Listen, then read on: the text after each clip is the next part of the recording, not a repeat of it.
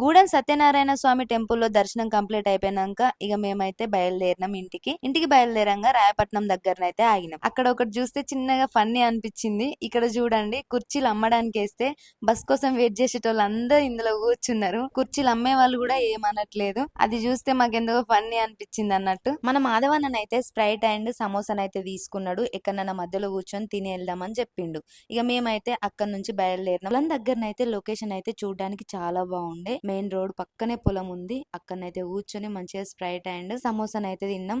మా వాళ్ళు అయితే మిర్చి బజ్జీ ఇవ్వమని చెప్తే ఆ హోటల్ వాళ్ళు చూడుర్రి వట్టి మిర్చి ఇచ్చిర్రు. వాళ్ళు మిర్చి బజ్జీ ఇస్తామని చెప్పిర్రట గాని మా ఆయననే అవి కాదు ఇవి అని ఇవి తీసుకొని వచ్చిండు. ఇంకా చెప్తుండే ఇక్కడికి వచ్చినాక. మేము అక్కడ కూర్చొని స్ప్రైట్ దాంగా ఈ తాతనైతే వచ్చిండు. ఈ పొలం అంతా ఆ తాత వాళ్ళదేనట. ఇక ఆ తాతకు కూడా స్ప్రైట్ ఇచ్చినాం తాగుమని. తీసుకుంటాడో తీసుకోడో అనుకున్నా నేనైతే.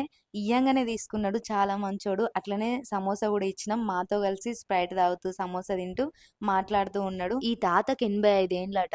ఈ ఏజ్ లో కూడా మంచిగా సైకిల్ దొక్కుకుంటూ పొలం దగ్గరికి వస్తూ నీళ్లు పెడతాండు పొలానికి. మనకైతే 30 ఏళ్ళు కూడా రాలేదు.